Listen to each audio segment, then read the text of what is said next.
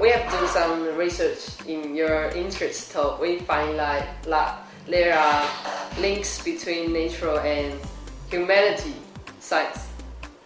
Humanity. And we want you to share, tell us the interest impact on your life, daily life, because you have interest on blue music, and this is kind of cultural science, and you also have an interest in clustering in very large data, and it's like natural science. I understand. Yeah. So I have some technical interests. They're related to natural science. Yeah. Mathematics, pattern recognition, clustering, and so forth. And I have many non-scientific interests, as what you call cultural science, such as music and fishing and cigars and woodworking and so forth. So, is it not the case that all humans have some interest in natural science and in cultural science? I think so. Don't you? Yeah. Okay. Yeah. That's not unusual. So you think that every day I have impacted my life from both. So do you. Yeah. So you don't separate in different ways or think in different ways. No, it's impossible. How can you do that? Can you do that? No. No. Yeah. And because in Taiwan we usually separate in two ways, and in our senior high school we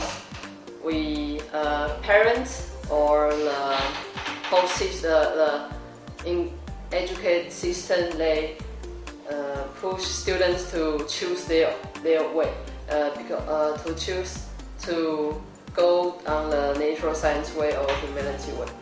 Yeah. So how's in America too?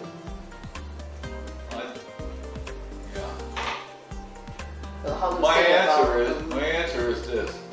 I think that most parents try to encourage their children to go some way. And many children start out that way because their parents want them to start. Then some children say, the hell with you, I'll just go how I want. But most children, most young people, start out in the way that their parents encourage them. But many of them discover later that they don't like it. So they just change. My own belief is that most young people don't settle on a true path until they're maybe 30 years old. You know, I've been a teacher for 40 years, and I see students change all the time. I changed majors when I was 29 years old myself. So I don't believe that. Maybe in Taiwan, when you're in high school, someone says you be in natural science or you say, and that's it. You stay there. But in the United States, it's not true. People just go all the way across like this. You go, right? Yeah. Everyone tries to find their way in life. Because in like Asian space, parents promote science, promote natural science. It's not so true in the United States. So parents encourage their child. The truth is that today in 2012, science is less important in the United States than it is in Taiwan or China or Korea or Japan or any of the Asian countries.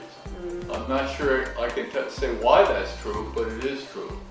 It's a trend. It's a trend. In the United States, education is going downhill.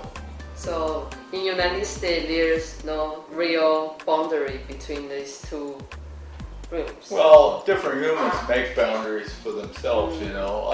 At a university, most universities, there's a raging fight about it among the faculty because the people in social sciences don't get paid as much.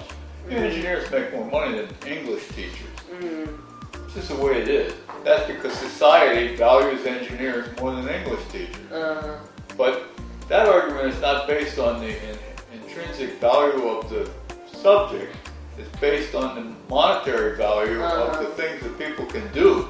So it's not the value of, it's not the value of the meaning of the stuff, it's the actual value of the pragmatic use of this stuff.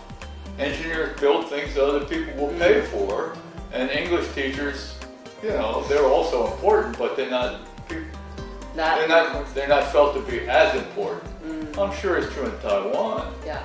Yeah. So you encourage parents to not to limit their children's way to decide to go into the science film or the soft film, soft culture. The great difference between parents in Taiwan and most parents in the United States is parents in Taiwan strongly believe it's maybe their duty, their job, to guide their children into some path.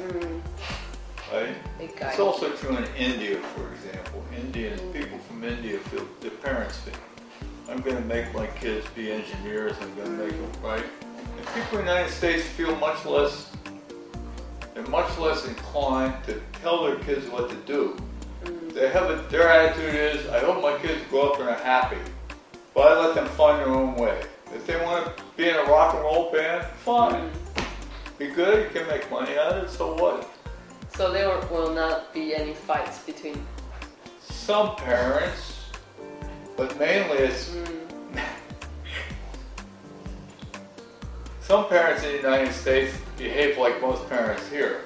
But the parents in the United States that are like that are basically from China and India and Taiwan and Korea, and if not for long-term, they haven't been in the United States for 100 years. If people move to the United States from here, they get there and they tell their kids, you have to be an engineer. Kids go to school and all the other parents say, who cares if he's an engineer? I just want him to be happy. Many parents in the United States, this is sad but true, don't really care what happens to their kids anymore. You may think that I'm making this up or I haven't thought about it, but I have 4 children. My wife had 2 other children, and we had 12 grandchildren, and I have 2 great-grandchildren. I know a lot about being a parent, okay? And I'm telling you that many people in the United States have kids because they think you should have kids. But they don't really want to have the kids, and they don't want to spend a lot of time. They just park the kids in front of television, they play Facebook, Twitter, video games, who cares? Stay out of my life. They have no time, they're always working.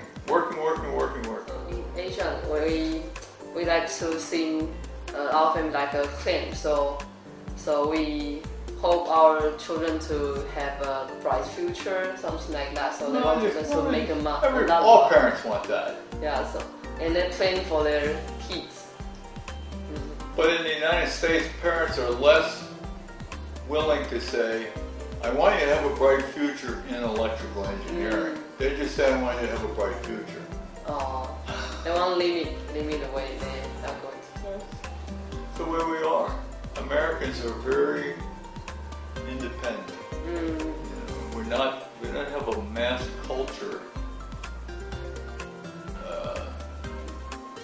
cultural idea about things like this. We have subcultures. I mean, in the United States, there's a subculture of Chinese people, and a subculture of Mexican people, and a subculture of people from South America, right? And each of these subcultures has millions of people in it. And so they have their own ideas about how they should deal with their kids. So it's hard to make a general statement about it. The 5 million Chinese people in the United States have one idea about it, and the 20 million Mexicans have a different idea, and the 3 million Cubans have a different idea, and they're just, I don't know much about Taiwan, but I would guess that your population is much more uniform than in the United States. The United States has all these little subcultures, and our problem is to figure out how to make them work with each other. Unite. Yeah.